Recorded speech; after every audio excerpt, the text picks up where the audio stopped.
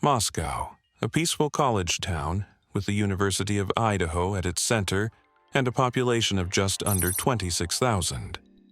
Beneath the glow of porch lights and falling snow, an unspeakable nightmare unfolded. 4 lives stolen in the dead of night. A small community shattered forever. This is the story of the Idaho murders, the night when evil walked silently among them.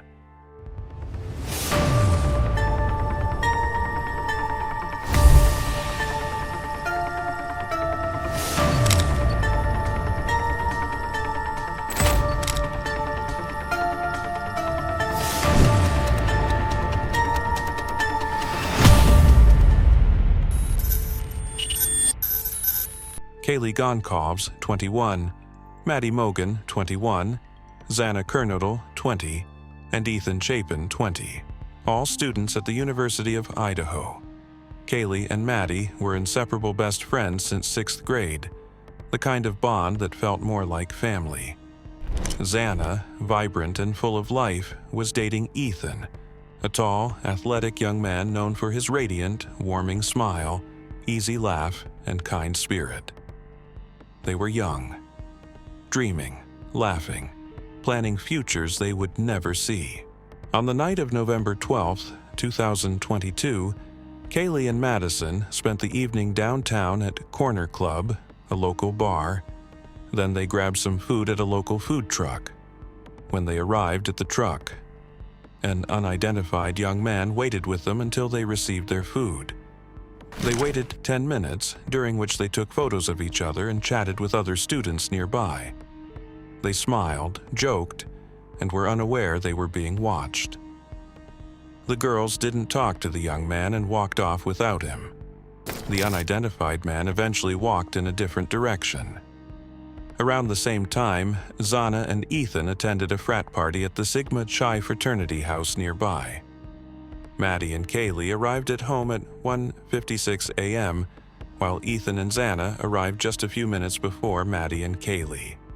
1122 King Road, a modest 3-story rental house, once a gathering place for friends and laughter. It should have been just another sleepy Saturday night, but sometime a little after 4 a.m., they were gone. From 2 a.m. to 4 a.m., the house is pretty quiet. But we do know that Kaylee and Maddie were together calling a guy that Kaylee had been dating or was dating. Allegedly, Kaylee called him 6 times between 2:26 a.m. and 2:44 a.m., and then Maddie called him 3 times between 2:44 a.m. and 2:52 a.m. Kaylee then made the final call at 2:52 a.m. Between 2:42 a.m. and 3:28 a.m., there's a collection of video footage of a white sedan traveling from Washington State University in Pullman, Washington, to Moscow, Idaho. A video was also conducted in the area of the King Road residence. This video canvas resulted in the collection of numerous surveillance videos in the area. A review of camera footage indicated that same white sedan from the student apartments in Pullman, Washington. The vehicle starts making passes back and forth in front of the victim's house at 3:29 a.m. It makes its 4th and final pass at 4:04 a.m., just after Xana received her DoorDash order. 4 minutes later, they attempt to park in front of a house across from the King's Roadhouse, but it has to turn around. The suspect drives back down to the intersection on its way out of Kings Road neighborhood, but instead drives all the way back to the house. At some point after 4 a.m., a masked intruder entered the house. Investigators believe he slipped in through an unlocked sliding door. Dylan, one of the housemates, heard her friend Kaylee whisper, "There's someone here." 10 minutes later, Dylan heard a loud thud and a cry from Xana's room. Then a man's voice said, "It's okay, I'm going to help you." 7 minutes after that, the neighbor's dog began barking loudly. That's when Dylan finally stepped out of her room. As she peeked out, she saw a tall man with bushy eyebrows, dressed in all black, quietly sliding out the back door. When their eyes met, he began walking toward her. Dylan quickly slammed her door shut and locked it. staying hidden until the house fell silent again. The next morning, just before noon, the two surviving roommates awoke. They noticed something was wrong. After attempts to wake their friends failed, they called friends over, thinking someone had simply passed out. What they discovered was far worse. A chilling 911 call from inside the house reported an unconscious individual. 911 location of your emergency. Something is happening. Something's happening in our house. We don't know what. What is the address of the emergency? 112.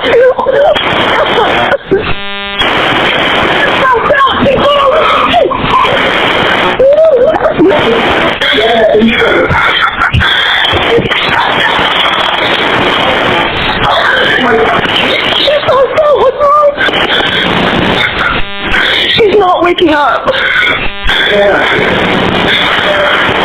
Okay, one moment. I'm getting help started that way. Police arrived and quickly realized this was not a case of alcohol poisoning. Instead, this was a bloodbath. Inside, they found a horrifying scene. 4 students stabbed to death in their bedrooms in what authorities called a targeted attack. Kaylee and Madison, both 21, were found in bed on the top floor. Xana and her boyfriend Ethan, both 20, were discovered on the second floor.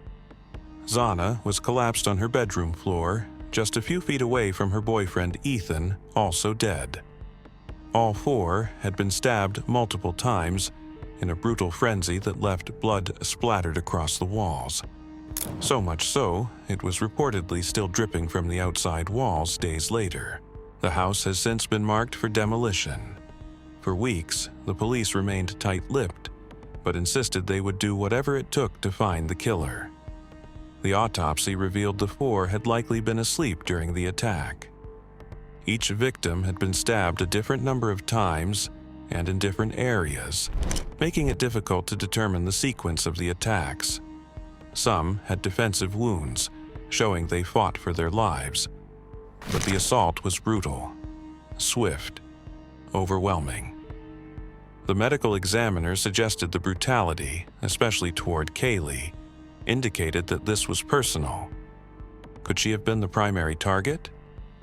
The investigation was unlike anything Moscow police had ever seen. Hundreds of interviews. Surveillance footage combed through frame by frame. No suspects, no murder weapon. Fear gripped the town, and students fled home for Thanksgiving break early. Rumors and amateur theories spread like wildfire. Weeks passed, but then a crucial detail surfaced.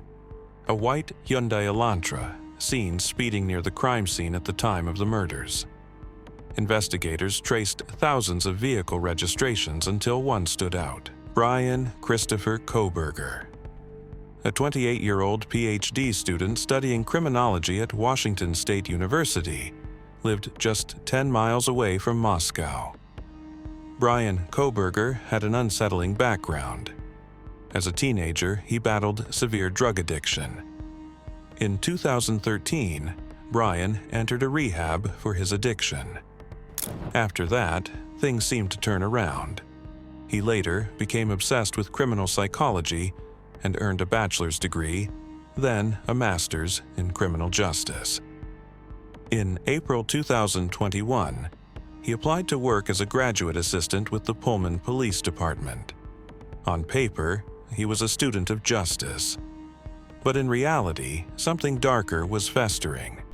He studied under renowned criminology professors and conducted surveys asking criminals how they planned and executed crimes. His classmates described him as socially awkward, arrogant, and intensely interested in serial killers. Others remembered a different version. He was bullied for his weight, mostly by girls. But one former classmate recalled Bryan becoming a bully himself, even putting people in headlocks and refusing to stop when asked. At a local bar, staff had flagged Bryan for making women uncomfortable with creepy, persistent behavior. One owner said Bryan would get angry if women didn't respond to him. Once, he even called a bartender a derogatory name. He didn't take rejection well, and that frustration seemed to simmer beneath the surface. Students he taught described him as cold and awkward, especially around women. He was a harsh grader, not very approachable. But here's the thing. The victims, Kaylee, Madison, Xana, and Ethan, had no known connection to Bryan. They attended a different university, and while Bryan had visited the University of Idaho a few times, no one had seen him interact with them. All police had was a few strange Instagram follows. Bryan followed both Kaylee and Madison, and even messaged Kaylee several times. She never replied. In mid-December, while driving cross-country with his father for the holidays, Bryan was pulled over by police in Indiana. At the time, the FBI was already tracking him, but the officer had no idea. On December 27th, the FBI retrieved Bryan's DNA from trash outside his family's Pennsylvania home, linking him to the DNA that was recovered from a knife sheath left on Maddie's bed. His cell phone records placed him near the victim's home, multiple times, before the murders. More chilling, surveillance footage placed Bryan's car near their house at least a dozen times in the months leading up to the murders. On the night of the killings, he was seen circling the area for over half an hour. On December 30th, 2022, more than a month after the murders, a SWAT team stormed Kohberger's parents' home in Pennsylvania. He went quietly as his parents looked on, stunned. Police seized 70 items from his family home, including clothing, a knife, and a gun. On January 4th, 2023, Bryan Kohberger was extradited to Idaho. He's been charged with 4 counts of first-degree murder and felony burglary. He pleaded not guilty. His trial, delayed multiple times, is set for August 11th, 2025, which will determine if he will face life in prison or the death penalty. His motive remains unknown. The case shocked the nation not only for its gruesomeness, but for the eerie irony.